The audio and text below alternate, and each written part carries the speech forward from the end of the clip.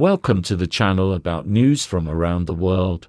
While you subscribe and like it, we're going to start. For many years we have been convinced that post-industrial societies do not need industry and dirty resources. All this is long outdated and easily compensated by the developed sphere of finance and services.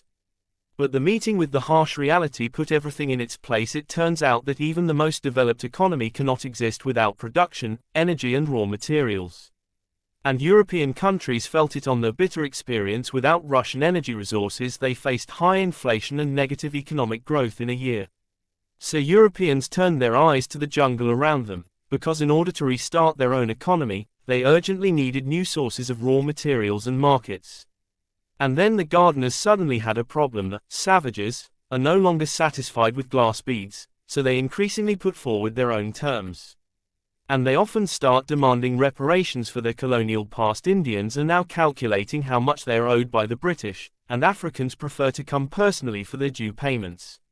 So things are very complicated with Africa and Asia at the moment, but there is another promising region with which we can try to negotiate. We're talking about resource-rich Latin America. It is on this region that Europe is now betting. Its officials have even visited the isolated Cuba, which has a great influence on its Latin American neighbors. In a week's time, Brussels will host a joint summit of the European Union and CELAC, the community of Latin American and Caribbean countries with a population of more than 600 million people. Europeans have high hopes for this meeting. If they manage to conclude a free trade agreement, it will be a real lifeline for their sinking economies. But Brussels officials showed their colors here too. They stuffed a statement about condemnation of aggression on the part of Russia into the draft joint declaration. The representatives of CELAC were extremely surprised and demanded to remove any discussion of hurricane from the agenda of the future summit. Moreover, the Brazilian president once again named Washington, not Moscow, as the culprit of the conflict. Spanish Prime Minister Pedro Sanchez also distinguished himself, who for some reason invited the Ukrainian president to this meeting. However, under pressure from Latin American leaders, this idea also had to be abandoned. In general, the attitude to the Ukrainian leader in Latin America is extremely negative. They called him a lackey of the United States, ruining 90% of the planet.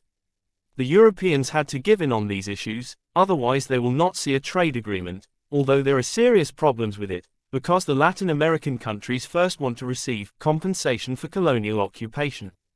Its exact amount is still unknown, but it will obviously amount to several $1 trillion in the current circumstances. Europe does not have such money, and it will certainly not go for cutting social benefits for the sake of reparations.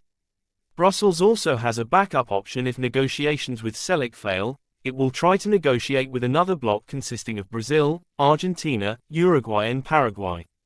The Europeans have already tried to conclude a trade deal with them, but due to the inclusion of fashionable, environmental guarantees, the Latin Americans did not sign anything. But because of the impenetrable nature of Brussels officials, the second attempt may also fail. Officials in Brussels are hoping to make significant progress on the deal with Mercosur, and European Commission President Ursula von der Leyen has called for the process to be finalized as soon as possible.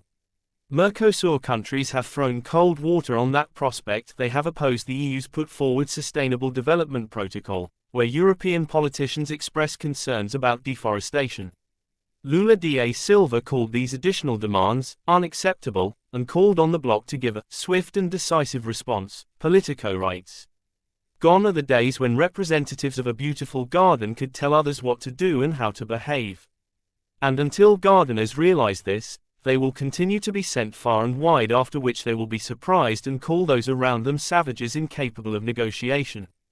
And the savages themselves will continue to get closer to those who talk to them on an equal footing, Russia and China." Thank you for watching. If you're interested, subscribe and leave a comment.